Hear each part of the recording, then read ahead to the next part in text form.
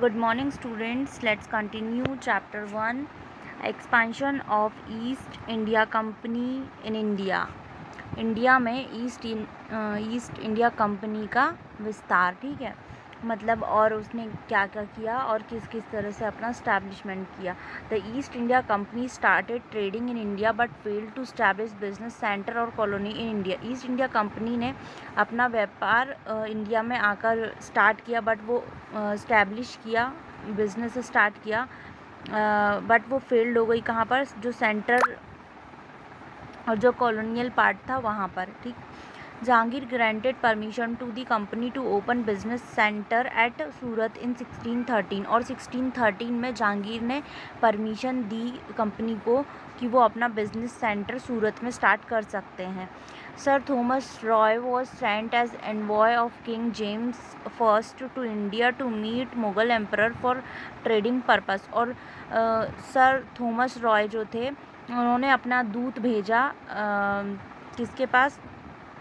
India के Mughal emperor के पास. और किस पर्पस से भेजा? उन्होंने व्यापार के उद्देश्य से अपने दूत को उनके पास भेजा. Sir Thomas Roy spent his time in Mughal court between 1615 to 1619. और 1615 से 1690 तक थॉमस रॉय ने अपना यहाँ पर टाइम स्पेंड किया मुग़ल कोर्ट में. He got approval from Jahangir to establish business centres in different parts of Mughal empire. और जहांगीर के द्वारा इन्होंने अप्रूवल प्राप्त किया जो कि मुग़ल एम्पायर में अलग अलग जगहों पर बिजनेस खोल सके, बिजनेस सेंटर्स खोल सकें, इस्टेब्लिश कर सकें. And soon British east India company opened his business centre at Surat, Agra, Ahmedabad and बारूच. और सूरत, आगरा, अहमदाबाद, ये सारी जगहों पर इन्होंने अपना बिजनेस स्टार्ट किया. When emperor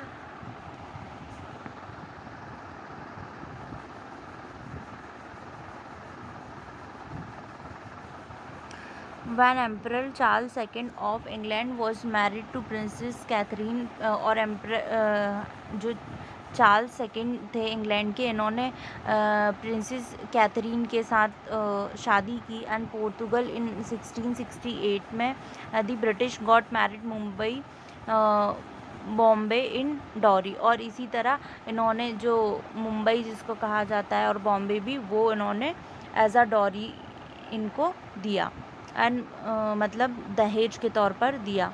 Mumbai came under east India company for just £10 annual rent. और मुंबई जो था वो ईस्ट इंडिया कंपनी के अंडर में था, और ये लोग एज अ रेंट पर लेते थे और £10 मुंबई का दिया करते थे. Mumbai was made headquarter of western coastal business centre in 1687 in place of Surat. और मुंबई को हेडक्वार्टर बनाया गया वेस्टर्न कोस्टल बिजनेस सेंटर का 1687 में इन दी प्लेस ऑफ सूरत, जब इनका बिजनेस सूरत में था.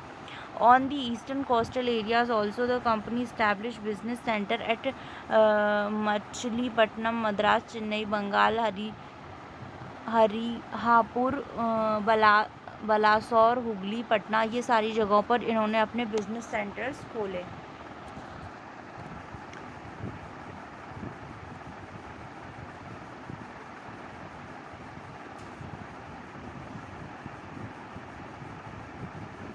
एंड कासिम बाज़ार, ये जगह भी थी.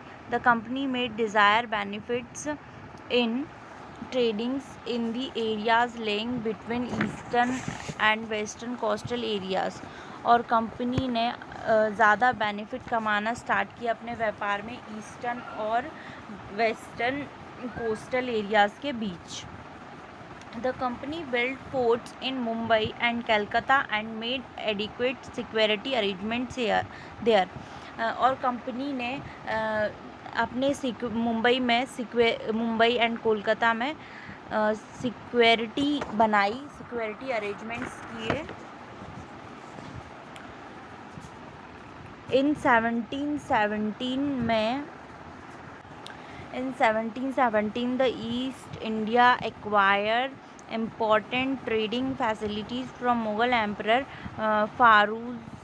Farrukh Shah, John Sherman and William Hamilton paid a custody visit to the emperor. The emperor was seriously ill.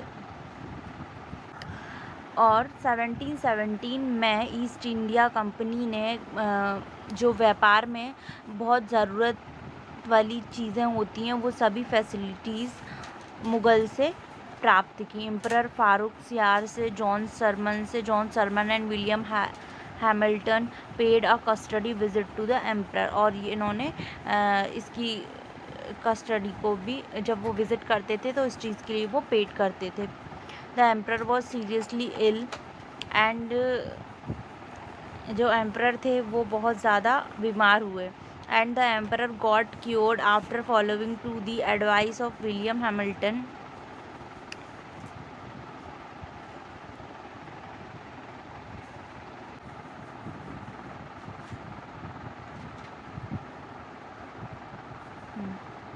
The emperor got cured after following the.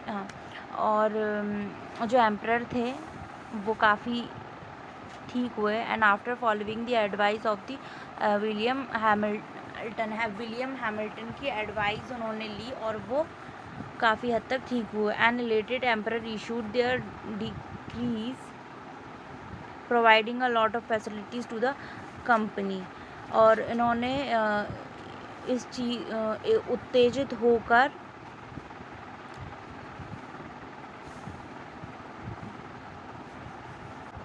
और उन्होंने इस बात से उत्तेजित होकर 3 हुक्मनामे जो थे वो प्रोवाइड करवाए, a lot of facilities to the company, और कंपनी को प्रोवाइड करवाई बहुत सारी 3 फैसिलिटीज़ और 3 हुक्मनामे जो थे इन्होंने दिए। The company earn the right to trade in Bengal without paying tax on annual payment of ₹3000। और इन्होंने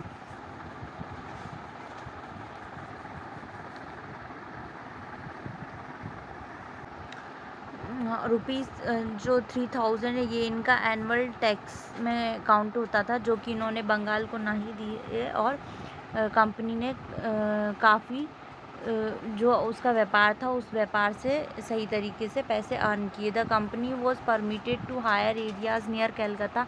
और कंपनी कैलकाता को भी हायर करना चाहती थी। And the company dues were waived off in Hyderabad province.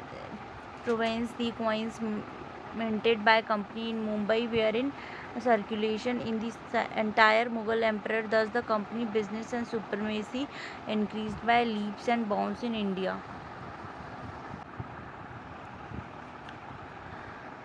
Company dues were waived off. Hyderabad प्रांत के पास जो कंपनी के ड्यूज़ थे वो भी उन्होंने माफ़ किए। The coins minted by company in Mumbai were circulation. और जो अपना मुग़ल एम्पायर था वहाँ पर जो कॉइन्स थे इनका सर्कुलेशन हुआ, मतलब ये काफ़ी ज़्यादा थे और ये आपस में ही सर्कुलेट होते रहे। दस the company business and supremacy increase by leaps and bounds in India. और इंडिया में इसी तरह से कंपनी की बिजनेस था काफ़ी ऊपर गया और काफ़ी ज़्यादा उन्होंने यहाँ से प्रॉफिट कमाया और इसको बहुत हर जगह प्रधानता मिली और ये काफ़ी जल्दी इंडिया से बॉन्ड हुए और काफ़ी उछाल आई कंपनी के प्रॉफिट्स में और इस्टेब्लिशमेंट में।